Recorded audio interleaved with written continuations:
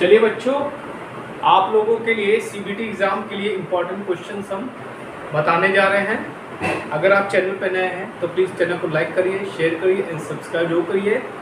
और अगर आपका एग्ज़ाम 1-2 दिन बाद लगा है, ठीक है, तो इस वीडियो को जरूर देख के जाइएगा, आपको 100% सफलता प्राप्त होगी। चलिए स्टार्ट करते हैं। डीसी जनरेटर स्टार्ट करते हैं। देखिए डीसी जनरेटर क्या होता है।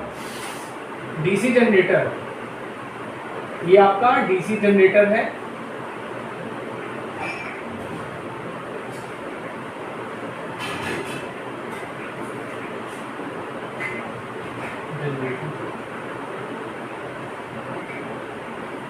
ठीक, ये क्या करता है, इधर से हम लोग मैकेनिकल एनर्जी देते हैं,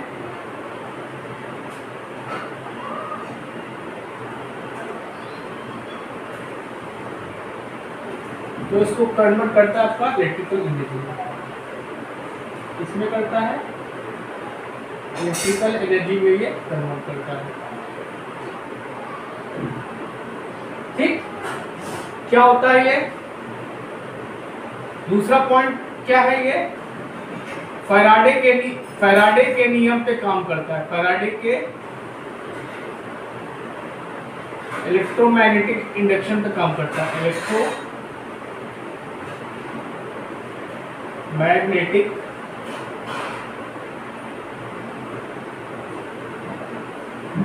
इंडक्शन पे काम करता है।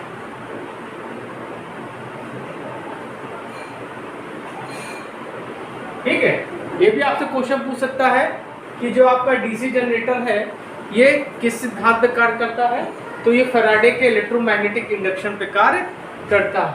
ठीक, इसमें एक क्वेश्चन और पूछता है आपसे कि फ्लेमिंग के बाएं हाथ का नियम और दाएं हाथ का नियम किसमें प्रयोग करते हैं, तो फ्लेमिंग के दाएं हाथ का नियम इसमें प्रयोग करते हैं। फ्लेमिंग के दाएं हाथ का नियम, फ्लेमिंग के दाएं हाथ का नियम इसमें हम लोग लगाते हैं। ठीक है, और क्या है,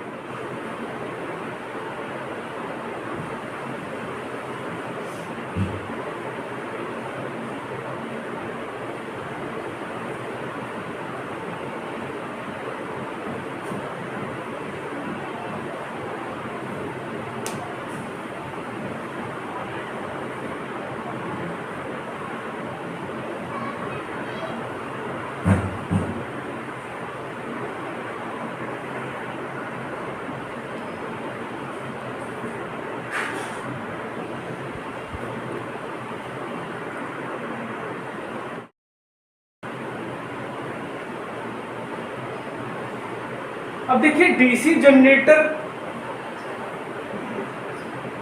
के बनावट के बारे में डिस्कस करते हैं। ठीक है,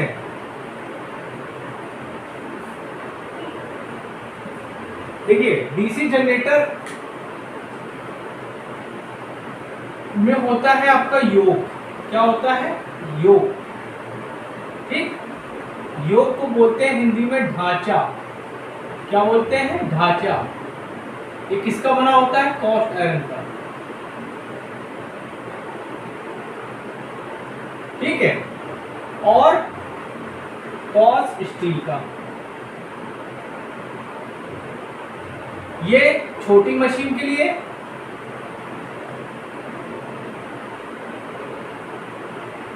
ये बड़ी मशीन।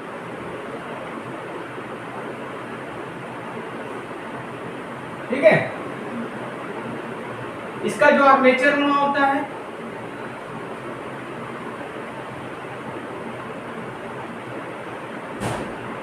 सिलिकॉन स्टील का।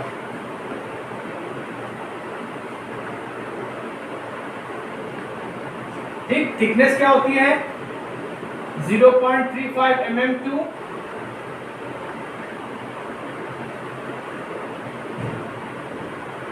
ठीक, सिलिकॉन स्टील का प्रयोग करते हैं सैथिल हानियों को कम करने के लिए। सैथिल हानियों को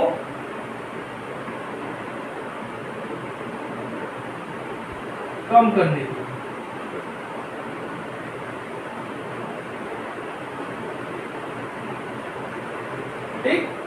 कैथिल हानि का फॉर्मूला क्या होता है?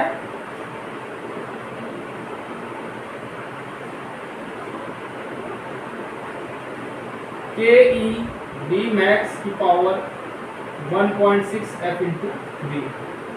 ठीक है। अब जो आपका आर्मेचर होता है उसको लैमिनेट करते हैं, इससे एडी करंट लॉसेस को कम करने के लिए। ये यहाँ H लिख दीजिए, एडी करंट लॉसेस को कम करने के लिए, एडी करंट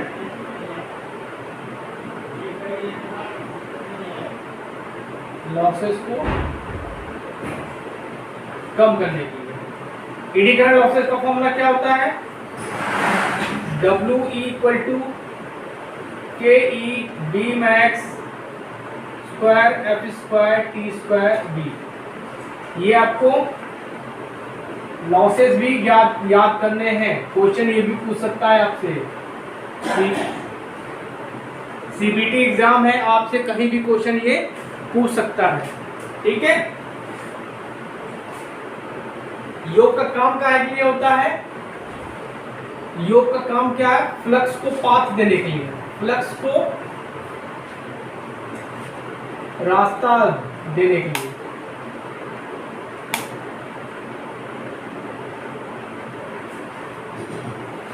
फ्लक्स को रास्ता देने के लिए हम लोग क्या करते हैं? योग का प्रयोग करते हैं। और ये क्या काम है? इसका और भी काम है। इसका ये काम है कि आपकी जो डीसी जनरेटर के मशीन के जो पार्ट्स हैं, अदर पार्ट्स हैं, उनको ये क्या करता है? धारण करता है, धारण करने का भी काम करता है। और क्या करता है? मशीन के अन्य भागों को धूल, मिट्टी और आघातों से क्या करता है? बाहरी आघातों से ये बचाता है। ठीक।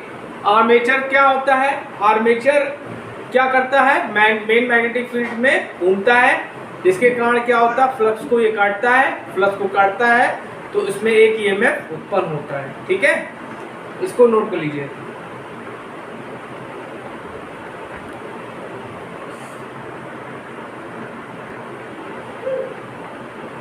अब देखिए, आर्मेचर में एक ईएमएफ उत्पन्न होता है। ठीक है। आर्मेचर क्या करता है? मेन मैग्नेटिक फील्ड को काटता है, जिसके कारण क्या होता है? फैराडे के नियम के अनुसार आर्मेचर में एक आपका ईएमएफ उत्पन्न होता है। ठीक है। उस ईएमएफ के बारे में हम डिस्कस करेंगे। ये क्वेश्चन पूछा जाता है।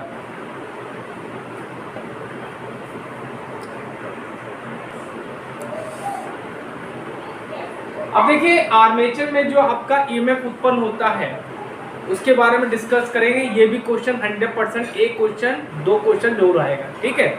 चलिए देखिए, आर्मेचर में जो आपका ईएमएफ उत्पन्न होता है, ठीक है, ईएमएफ वो क्या होता है? स्टैटिक होता है, सॉरी क्या होता है? डायनेमिक होता है। क्या होता है? ये ईएमएफ आपका डायनेमिक होता है, डायनेमिक ईएमएफ। ठीक। कहाँ होता है आपका? आर्मेचर में होता है। कहाँ होता है आपका? आर्मेचर में। कहाँ होता है बच्चों? आर्मेचर में होता है। और इसका फॉर्मूला क्या होता है? E equal to phi z t n by 60A। ये बच्चों आप फॉर्मूला नोट कर लीजिए। 100% ये पूछा जाएगा। 100% ये क्वेश्चन आएगा आपका। 100% मैं लिख के दे रहा हूं। ठीक है। ओके।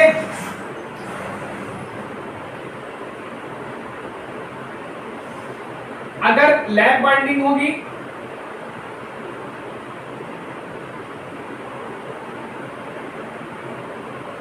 तो लैप बाइंडिंग का ईएमएफ का फॉर्मूला होता है E इक्वल टू फाई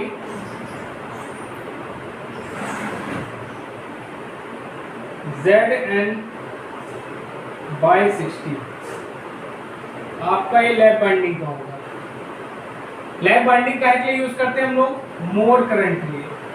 जहां पे हमको करंट ज्यादा चाहिए वहां पे हम लोग लैप बाइंडिंग का प्रयोग करते हैं। वेव बाइंडिंग इसमें क्या होता है, A बराबर P होता है, ठीक है। लैप बाइंडिंग में A बराबर P होता है, ठीक। अब आते हैं हम लोग वेव बाइंडिंग पे। वेव बाइंडिंग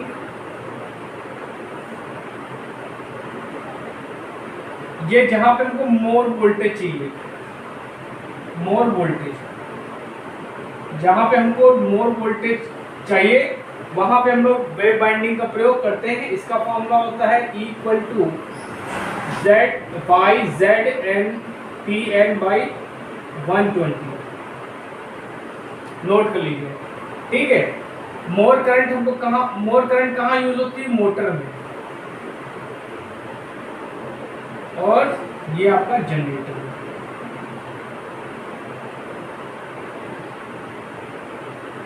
ठीक, अगर आपसे पूछे बच्चों कि लैप बाइंडिंग ईएमएफ और वेव बाइंडिंग ईएमएफ में क्या रिलेशन है, तो ये होता है, ये भी लिख लीजिए आप लोग। लैप बाइंडिंग ईएमएफ को हमने बोल दिया P, तो P/2 इंटू EW, EW मतलब वेव बाइंडिंग, ये भी नोट कर लीजिए, बहुत इंपॉर्टेंट है बच्चों। ये जो वीडियो देख के जाएगा वो गागर में सागर भर के आएगा, अच्छे नंबर से पास होगा, ये नोट करिए।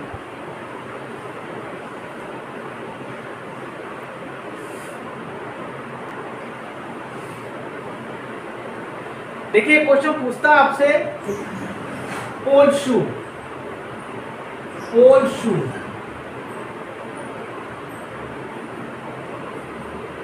पोल शू, पोल शू क्या होता है, ये भी बेटा आपका क्या होता है, कॉस्ट आयरन को बना होता है, ठीक है।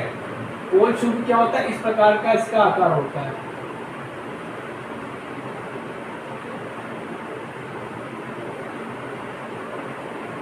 ये जो होता है इसको बोलते हैं पोल शू, ठीक। ये आपका क्या होता है, कॉस्ट आयरन का बना होता है, और इसका काम क्या है, फ्लक्स को एयर गैप में समान रूप से वितरित करना, समान रूप से वितरित करना,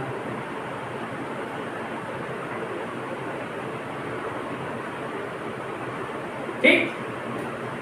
चलिए अब देखते हैं कि जनरेटर कितने प्रकार के होते हैं, ठीक है।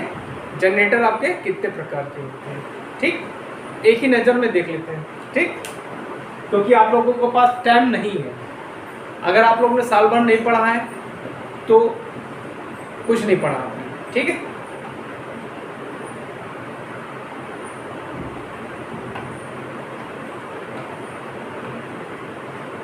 देखिए एक होता है आपका, पहला क्या होता है, सेपरेट, पृथक उत्तेजित जनरेटर, पृथक उत्तेजित जनरेटर। इसका फिगर हम बता देते हैं आपको, ये ज्यादा पूछा नहीं आता है, लेकिन आजकल यूज ज्यादा ये नहीं होता है। ये आपकी फील्ड जॉइंट बाइंडिंग हो गई,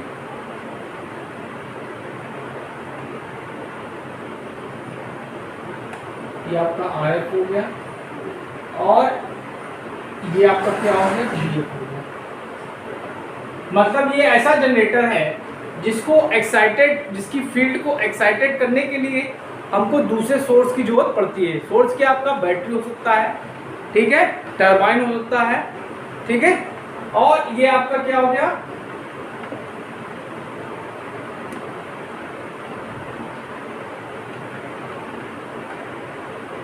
आर्मेचर हो गया।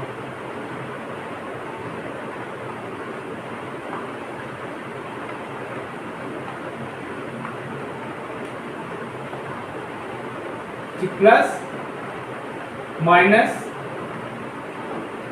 Eg, ये आपका, ठीक है। ये आपका क्या होगा, सेपरेटली एक्साइटेड डीसी जनरेटर या पृथक उत्तेजित डीसी जनरेटर, ठीक है।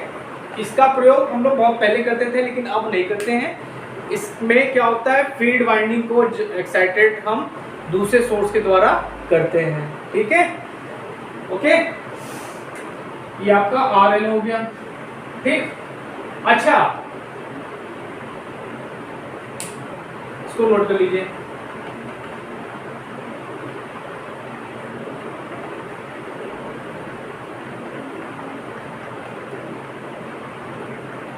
देखिए डीसी जनरेटर में एक होता है बेटा commutator. Commutator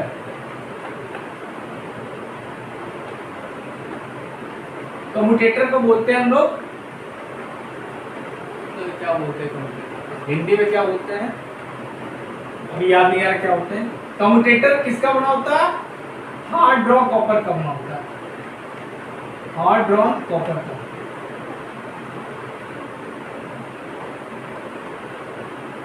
hard drawn copper का बना होता है। इसको मैकेनिकल रेक्टिफायर कहते हैं।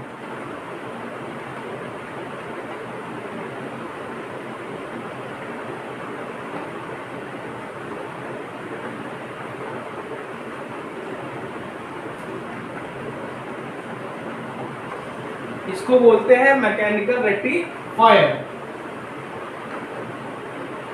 देखिए डीसी जनरेटर के केस में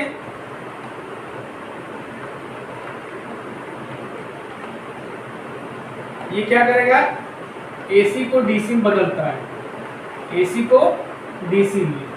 और मोटर के केस में डीसी को एसी में। बेटा ये याद करना है आपको, 100% आएगा ये भी क्वेश्चन। जो जो इंपॉर्टेंट मैं बता रहा हूं उसको आप लिखते चलिए, 100% ये क्वेश्चन पूछेगा। ये भी पूछता है कम्यूटेटर किसका बना होता है। इसको हिंदी में बोलते हैं दिक् परिवर्तक। दिक् परिवर्तक। इसके साथ कनेक्टेड होता है आपका ब्रश। ब्रश का काम क्या है? बाहरी सर्किट को धारा प्रदान करना। बाहरी सर्किट को धारा प्रदान करने का काम कौन करता है? ब्रश। ये किसका बना होता है? ग्रेफाइट का, कार्बन का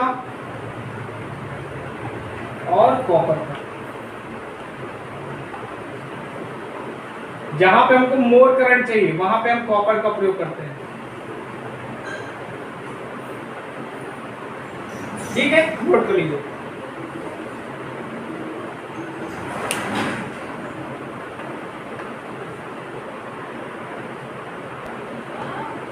अब चलिए हम लोग शंट जनरेटर के बारे में डिस्कस करते हैं। देखिए शंट माने होता है समांतर। क्या होता है? शंट माने समांतर। ठीक, ये आपका फील्ड वाइंडिंग हो गया।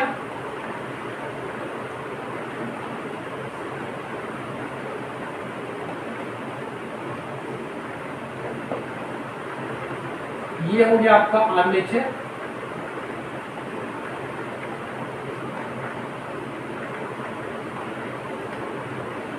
और ये हो गया आपका आउटपुट।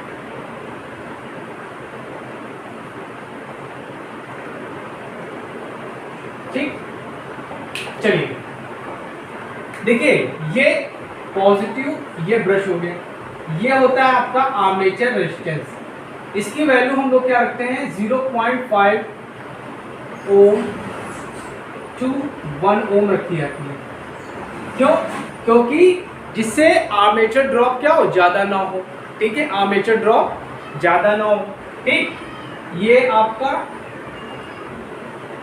ईएमएफ हो गया, ईजी हो गया। ठीक, करंट आपकी ऐसे फ्लो होगी, आर्मेचर करंट। ठीक, ये हो गया आपका, ये हो गया आपका सन रेजिस्टेंस। इसकी जो वैल्यू रखते हैं हम लोग अप्रॉक्स 100 ओम रखते हैं। क्या रखते हैं? 100 ओम रखते हैं। इसमें क्या होते हैं? पतले तारों का प्रयोग करते हैं। पतले तारों का प्रयोग करते हैं, पतले तार। और ज्यादा टर्न होते हैं। क्या होते हैं? ज्यादा घुमाव होते हैं। क्या होते हैं? ज्यादा घुमाव होते हैं। अब आर्मेचर करंट आई, ये आपका आरएल हो गया।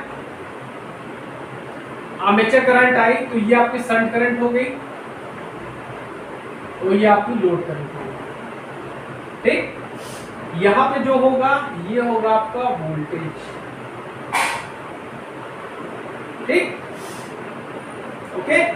तो तो यहाँ पे जो करंट होगी आर्मेचर करंट इक्वल टू होगी ISH प्लस IL होगा। ठीक, यहाँ पे जो वोल्टेज होगा वो क्या होगा ISH और RSH होगा। ठीक है,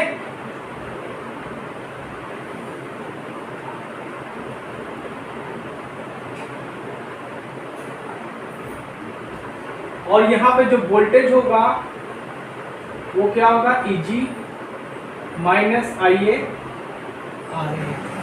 ठीक, कभी कभी क्या पूछता है आपसे कि शंट जनरेटर में आर्मेचर करंट की वैल्यू क्या होगी, तो यहाँ से आर्मेचर करंट की वैल्यू निकालते हैं तो क्या हो जाएगा EG minus V upon RA।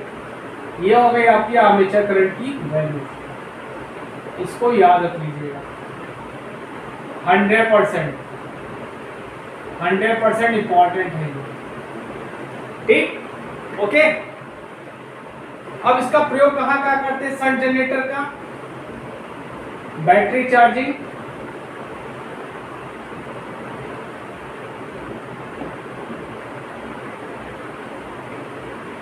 Electroplating,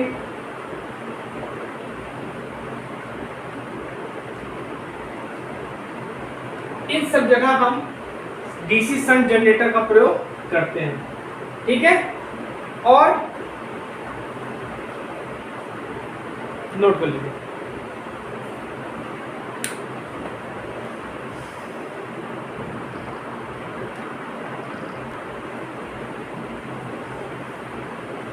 अब देखिए सीरीज जनरेटर की बात हम करते हैं।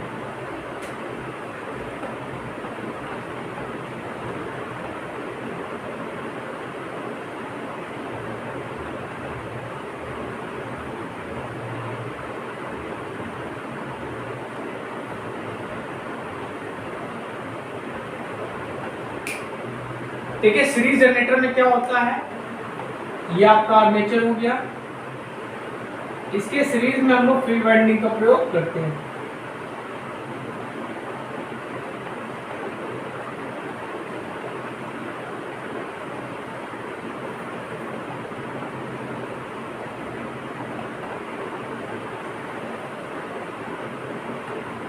ये आपका RL हो गया, ये आपका RSC हो गया, ये प्लस माइनस, ये आपका EMF,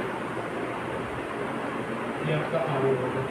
ठीक, ये आपकी आर्मेचर करंट हो गई, यही करंट आपकी ISC बन जाएगी सीरीज करंट, और यही आपकी लोड करंट बन जाएगी। ठीक, ये आपका वोल्टेज बन जाएगा। ठीक, सीरीज जनरेटर, इसमें क्या होगा आपका आर्मेचर करंट ISC के बराबर होगी, यही करंट आपकी लोड करंट होगी, equal to R equal to I। तीनों करंट क्या होंगी, सेम होंगी। ठीक, अब इसमें हम थोड़ा केबल लगा देते हैं। ठीक, केबल। ठीक, अब देखिए हमने केबल हमेशा बताया है कि किस तरह लगाना है। ठीक, अब देखिए यहाँ पे करंट किससे इंटर कर रही है, माइनस से कर रही है, तो ये हो जाएगा माइनस का EG हो जाएगा। अब यहाँ पे वोल्टेज ड्रॉप होंगे तो वोल्टेज ड्रॉप हमेशा प्लस में लेते हैं, IA RA प्लस ये भी हो जाएगा ISC IA इक्वल टू 0। तो क्या हो जाएगा,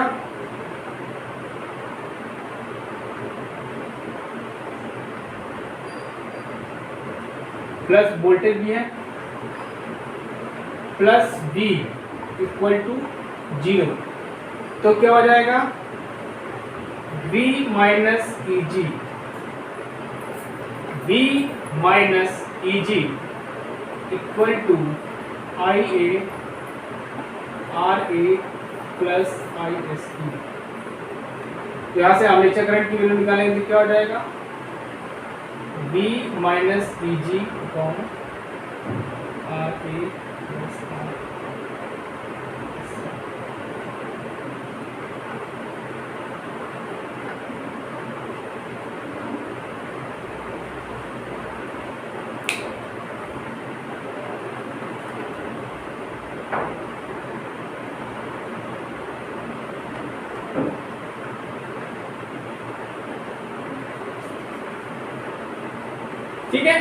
नोट कर लीजिए।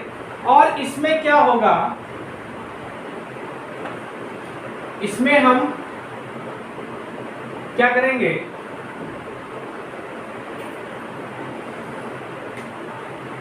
इसमें क्या होते हैं, लेस टर्म होते हैं। क्या होते हैं, लेस टर्म। और मोटे तारों का प्रयोग करते हैं, मोटे तारों का। ठीक है, इसका प्रयोग कहाँ क्या होता है, ट्रैक्शन में होता है। सॉरी, इसका प्रयोग हम लोग क्या करते हैं, एज अ बूस्टर यूज करते हैं, एज अ बूस्टर। इसका प्रयोग हम लोग एज अ बूस्टर प्रयोग करते हैं। नोट कर लीजिए।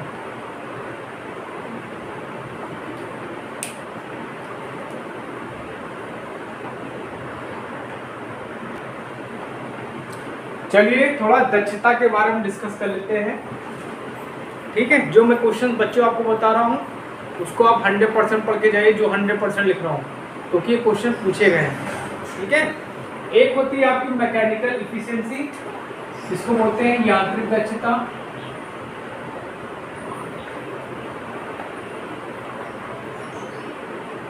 एक होती है विद्युत दक्षता,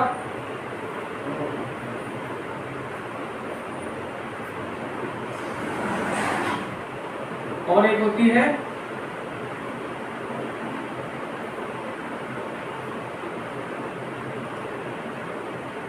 ओवरऑल इफिशिएंसी।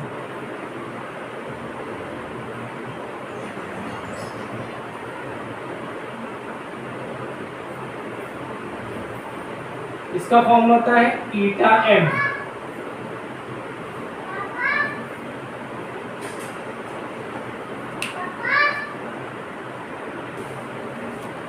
देखिए यांत्रिक दक्षता का फॉर्मूला क्या होता है, Eg IA अपॉन BHP तो 735.5। 100% इंपॉर्टेंट है। इलेक्ट्रिकल का दक्षता क्या होता है, VIL अपॉन EG IA 100%। और ओवरऑल एफिशिएंसी होता है दोनों का मल्टीप्लाई, मतलब NM इसको लिखे ईटा इलेक्ट्रिकल इनटू तो मल्टीप्लाई करते हैं। चलिए मैकेनिकल की क्या है, EG IA BHP 735.5, इसका हो जाएगा VIL ऑन EG, कैंसिल हो गया। तो क्या है आपका overall efficiency VIL on BHP into 735। Note कर लीजिए, तीनों एफिशिएंसी मैंने आपको बता दी है, इंपॉर्टेंट है।